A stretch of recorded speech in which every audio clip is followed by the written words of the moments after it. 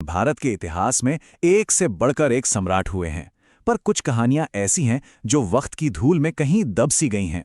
आज हम एक ऐसे ही शासक की कहानी को जानेंगे जिनकी तलवार ने जमीन पर और जिनके जहाजों ने समंदर पर एक छत्र राज किया था। एक ऐसा सम्राट जिसकी नौसेना ने हिंद महासागर को मानो एक चोल झील में बदल दिया था। ये कहानी है राजेंद्र चोल प्रथम की। अब ये जो पंक्तियां हैं ये सिर्फ कहने के लिए नहीं हैं, बल्कि ये उस सम्राट के कैरेक्टर को बयां करती हैं। एक ऐसा शासक जिसकी सोच समंदर की तरह गहरी थी और जिसकी रणनीति युद्ध की आग की तरह तेज। तो चलिए उनकी इस जबरदस्त कहानी को शुरू से जानते हैं। तो हर महान कहानी की एक शुरुआत होती है। राजेंद्र चोल की कहानी उनके पिता महान राजराज चोल की छत्रछाया में शुरू हुई। आइए देखते हैं कि कैसे एक राजकुमार ने न सिर्फ अपने पिता की विरासत को आगे बढ़ाया बल्कि उससे कहीं आगे निकल गया। मतलब राजेंद्र चोल पैदा ही एक साम्राज्य को संभालने के लिए हुए थे। महान राजराज चोल के बेटे होने के नाते उनमें बचपन से ही गजब की बहादुरी और तेज दिमाग का कॉम्बिनेशन था। कहते हैं कि सैन्य ट्रेनिंग में उनका हुनर ऐसा था कि बड़े बड़े सेनापति भी हैरान रह जाते थे। ये बिल्कुल साफ था कि चोल साम्राज्य का भविष्य उनके हाथों में महफूज है और वो इसे नई बुलंदियों पर ले जाने के लिए पूरी तरह तैयार थे। साल आता है 1014 ईस्वी। ये सिर्फ एक राजा के गद्दी पर बैठने का साल नहीं था, ये एक नए दौर की शुरुआत थी। राजेंद्र चोल के लिए सिर्फ अपने पिता का सिंहासन संभालना काफी नहीं था। उनकी नजरें तो उन सरहदों के पार थीं जहां तक किसी ने सोचने की भी हिम्मत नहीं की थी। और अपने इस जबरदस्त एम्बिशन को सच करने के लिए उनका पहला कदम कहां पड़ा? उत्तर की तरफ। ये एक इतना दाए दिल अभियान था जिसने दक्षिण भारत की सैन्य ताकत का लोहा पूरे उपमहाद्वीप से मनवा लिया। जरा सोचिए, ये कोई आम मिलिट्री मार्च नहीं था, ये एक महाअभियान था।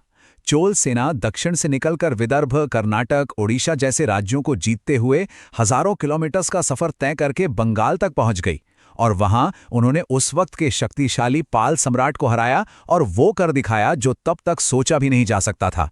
दक्षिण की एक सेना ने पवित्र गंगा के किनारे जीत का परचम लहरा दिया। ये शब्द उस ऐतिहासिक जीत को हमेशा के लिए अमर कर देते हैं। ये सिर्फ एक मिलिट्री विक्ट्री नहीं थी दोस्तों, ये एक कल्चरल और सिंबॉलिक जीत थी। गंगा के पानी को दक्षिण तक लाना उत्तर पर दक्षिण के दबदबे का प्रतीक बन गया और राजेंद्र चोल का नाम इतिहास में हमेशा के लिए दर्ज हो गया। इस जबरदस्त जीत का जश्न मनाने के लिए राजेंद्र चोल ने एक नया नाम अपनाया और एक नई राजधानी बसाई, गंगोईकोंड चोलपुरम। इसका मतलब क्या है? वो चोल राजा जिसने गंगा को जीता। ये नाम और ये शानदार शहर दोनों ही उनकी ताकत और उनके विजन का प्रतीक बन गए। लेकिन रुकिए, राजेंद्र चोल की कहानी सिर्फ जमीन की लड़ाइयों पर ही खत्म नहीं होती। असल में उनकी सबसे बड़ी ताकत वो तो समंदर की लहरों पर राज करती थी। अब बात करते हैं चोल नेवी की। और देखिए, इसे भारत के इतिहास की सबसे ताकतवर समुद्री सेना कहें तो कुछ गलत नहीं होगा। ये सिर्फ किनारों की रक्षा करने वाली फौज नहीं थी, ये एक ऐसी हमलावर ताकत थी जिसने हिंद महासागर पर ऐसा कंट्रोल किया कि लोग उसे चोलों की झील कहने लगे थे। उनकी समुद्री ताकत का अंदाजा आप बस इस एक लाइन से लगा सकते हैं। ये सिर्फ एक कहावत नहीं बल्कि उस खौफ और सम्मान को दिखाती है जो चोल नेवी के नाम के साथ जुड़ा था। जहां उनके जहाज जाते थे वहां के समुद्री व्यापार के रास्ते उनके कब्जे में आ जाते थे। और इसी बेमिसाल नेवी के दम पर राजेंद्र चोल ने वो कर दिखाया जिसे उस जमाने में नामुमकिन माना जाता था। दक्षिण पूर्व एशिया के एक ताकतवर साम्राज्य पर एक विशाल समुद्री चढ़ाई। उस वक्त का सबसे बड़ा सवाल यही था। श्रीविजय साम्राज्य, जो आज का इंडोनेशिया और मलेशिया का इलाका है, वो कोई छोटा मोटा राज्य नहीं बल्कि एक समुद्री सुपर पावर था। तो क्या भारत से कोई सेना समंदर लांघकर उसे हरा सकती थी? ये मुमकिन भी था? राजेंद्र चोल का जवाब था बिल्कुल हाँ। उनकी नेवी एक समुद्री तूफान की तरह श्रीविजय साम्राज्य पर टूट पड़ी। कदराम, तंबरलिंग, मलयद्वीप समूह एक के बाद एक इस महान समुद्री साम्राज्य के किले ताश के पत्तों की तरह ढह गए। ये एक ऐसी ब्लिट्जक्रीग जीत थी जिसने पूरे एशिया को हिलाकर रख दिया था। इस बात के महत्व को समझना बहुत जरूरी है। ये कोई छोटी मोटी लड़ाई नहीं थी, ये भारत के इतिहास का सबसे बड़ा और सबसे कामयाब ओवरसीज नेवल कैंपेन था। एक ऐसी घटना जो आज भी मिलिट्री हिस्टोरियंस को हैरान करती है और भारत की समुद्री ताकत का एक शानदार नमूना है। तो क्या राजेंद्र चोल सिर्फ एक महान योद्धा थे? नहीं, एक महान सम्राट सिर्फ जंगें नहीं जीतता, वो एक साम्राज्य बनाता है। और उनकी असली महानता उनके राजकाज यानी एडमिनिस्ट्रेशन में भी दिखती है।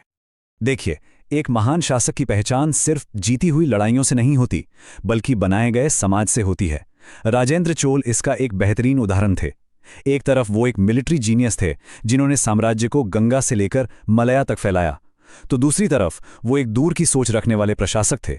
उन्होंने सिंचाई के लिए नहरों का जाल बिछा दिया, जिससे खेती में क्रांति आ गई। उन्होंने गांव को अपने फैसले खुद लेने का हक दिया और मंदिरों को सिर्फ पूजा की जगह नहीं, बल्कि आर्ट, कल्चर और लर्निंग का सेंटर बनाया। यही तो होता है असली राज, ताकत और इंसाफ का बैलेंस। तो आखिर में राजेंद्र चोल हमारे लिए क्या विरासत छोड़ गए? उनकी कहानी का सार क्या है जिसे आज भी याद किया जाना चाहिए? चलिए देखते हैं। उनका राज 1014 से 1044 ईस्वी तक यानी करीब 30 साल चला, पर इन 3 दशकों में उन्होंने इतिहास का रुख ही मोड़ दिया। खासतौर पर साल 1025 जब उन्होंने श्री विजय पर वो ऐतिहासिक चढ़ाई की। इसी एक काम ने उनकी लेगेसी को हमेशा हमेशा के लिए अमर कर दिया। आज उन्हें कैसे याद किया जाता है? दक्षिण भारत का गौरव, हिंद महासागर का सम्राट और भारत का महान नौसैनिक विजेता। ये सिर्फ उपाधियां नहीं हैं, ये उनकी हिम्मत, उनकी ताकत और उनकी दूर की सोच का सबूत है। तो एक नज़र में राजेंद्र चोल की कहानी क्या है? वो महान राजराज चोल के बेटे थे, जिन्होंने अपनी राजधानी गंगईकोंड चोलपुरम से एक ऐसे साम्राज्य पर राज किया जिसकी कोई सरहद नहीं थी। गंगा से लेकर श्रीविजय तक उनकी जीतों ने उन्हें भारत का सबसे बड़ा नेवल एम्पायर बनाने वाला सम्राट बना दिया। और यही बात उन्हें इतिहास में एक बहुत ही खास जगह देती है। और आखिर में एक सवाल जिसके साथ हम इस विश्लेषण को खत्म करते हैं। क्या राजेंद्र चोल भारत के सबसे महान समुद्री सम्राट थे? उनकी जीतों को देखें, उनकी नौसेना की ताकत को देखें और समंदर पार उनके दबदबे को देखें, तो ये सवाल हमें सोचने पर मजबूर कर देता है कि उनका कद इतिहास में वाकई